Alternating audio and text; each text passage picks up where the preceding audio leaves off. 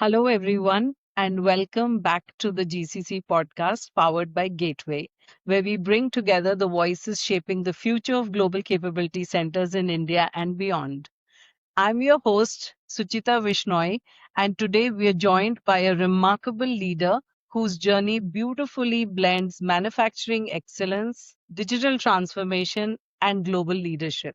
Our guest today is Mr. Arvind Chittora, Managing Director of Sunoco India GCC. Sunoco is a global leader in sustainable packaging and industrial solutions, operating in over 30 countries with a strong focus on innovation and circularity. With over 27 years of experience, Arvind has played a pivotal role in building and scaling global operations, driving innovation, and creating sustainable value through people and purpose. His leadership reflects how India's GCC ecosystem is not just supporting global enterprises, but transforming them. Thank you so much, Arvind, for joining us today. How does it feel to be here? It feels exciting. Thank you for having me here and having this opportunity to have conversation with you. Looking forward to it. Landscape has gone through a massive transformation, and we all know it, right? As we build this. From being operational hubs to becoming centers of innovation and strategic impact. Arvind, you've witnessed this evolution closely, building and scaling global operations yourself, right? And that's the new shape of global capability centers because you've seen how GCCs have transformed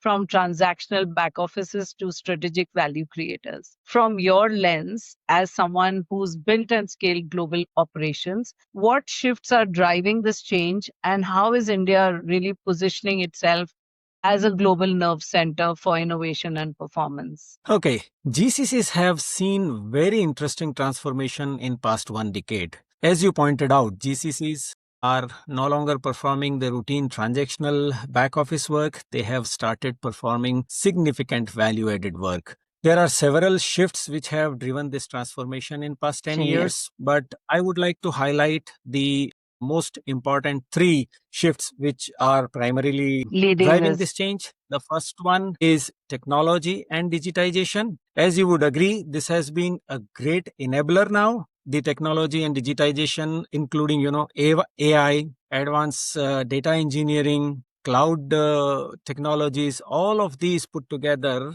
have become a great enabler and have allowed GCCs to perform complex tasks for the enterprise and for the businesses. So this has provided a seamless environment for GCCs to perform for the global operations. The second major shift, according to me, is coming from the evolution of talent in India. So India has deep talent available now in terms of various domain expertise, various data engineers, AI specialists, design specialists, and all of them come with an extremely innovative mindset. That talent pool is driving this shift for GCCs to innovate rather than just execute. The third most important shift is coming from the businesses. I feel over the past 1 decade, the businesses have changed their mindset in the way they look at GCCs. The businesses are now not looking at GCCs only for the transactional work. They have started including GCCs into the mainframe, into the strategic decision-making processes, and that is helping the enterprise or the business to derive greater value from GCCs. So all put together, I would say the technology and digitization, the evolution of talent pool, and the way enterprise have started looking at GCCs have driven this positive shift and has created this transformation for GCCs. Now, coming to India in particular, India offers a unique convergence, and I will rate 4 different factors which all put together converging into the GCC ecosystem has provided India an opportunity to become the central nerve for the enterprise success. The first one is technology, as we talked about. The second is talent. The third, which we all agree, cost-effective operations in India. All the GCCs are significantly providing cost-efficient operations for the enterprise and the businesses. And lastly, I feel the culture in India of continuous improvement. So if if you look at India, the convergence of these four factors have helped India to take the center stage in driving this transformation in last 1 decade for GCC. True. Thank you so much. I mean, you touched upon a lot of points: technology, talent, business, culture, innovation. And that actually leads me to the second question, because this is a really powerful perspective on how India is redefining the GCC narrative globally. Shifting gears from the industry view to the leadership side, right? And you've been managing global teams across geographies, cultures, and time zones that come with its own set of challenges and opportunities. So, my next question to you is more around leading global teams across cultures, geographies, and the time zones. What are the different kind of leadership approaches to building trust, alignment, and accountability across cross-border teams? And what advice would you give to leaders managing global scale operations today? Okay, so leading global teams is not about managing tasks. As we are talking about GCCs transforming from transactional work to value-added work, I have been focused on, again, let me give you 4-5 important leadership parameters which we have been focusing within Sonoco. The first and foremost is having a positive environment where all our cross-functional geographic teams can perform to their best.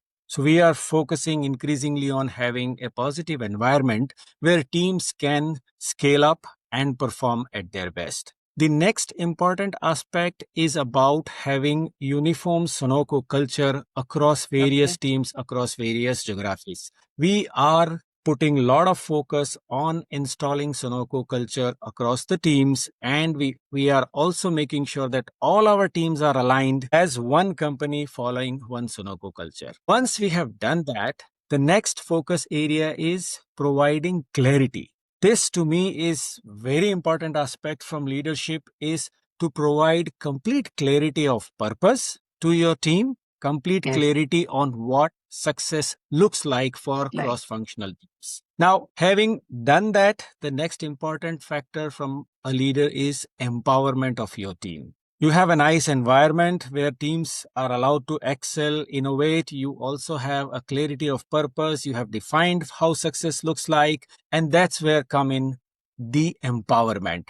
So it is the responsibility of leaders to provide the team with a complete empowerment, right tools, right resources, opportunities for learning and development for various cross-functional teams within the geographies to become empowered to work globally as a team. Once we have done that, I think it's easy to bring in the next important pillar, which is teamwork and collaboration.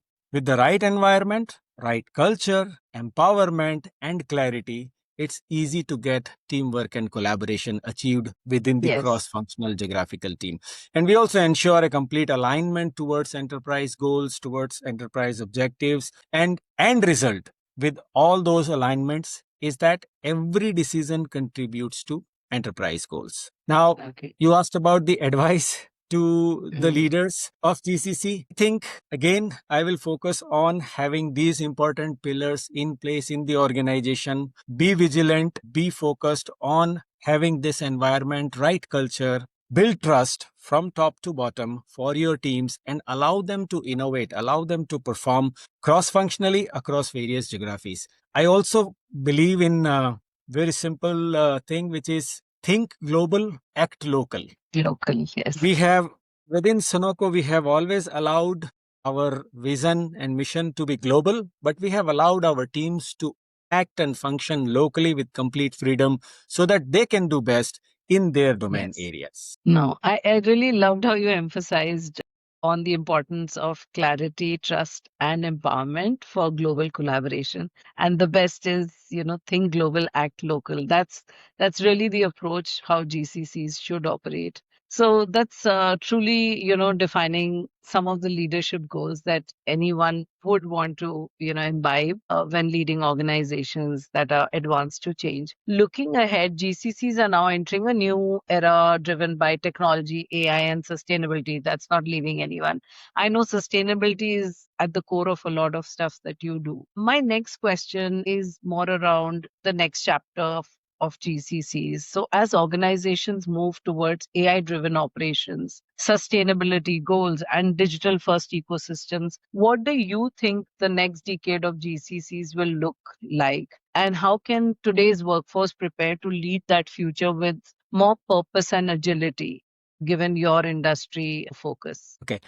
See, I strongly believe 10 years from now, GCCs will look completely different from today. Yes. As we all agree, they won't just support the global operations or drive incremental innovation. They will be actually the brains Forefront. behind enterprise decision making. The GCCs are using AI and advanced analytics to predict trends. They will simulate outcomes. They will guide the strategy in the real time. You asked about the sustainability. Sustainability is at core for Sunoco, and we have been contributing significantly already from our GCC for helping Sunoco to achieve the ambitious 2030 carbon footprint targets. GCC will be at the center of sustainability, helping the enterprise meet ambitious environmental goals through data-driven operations. Now, having said that, you asked about the next generation workforce. I believe they will also need a completely new mindset.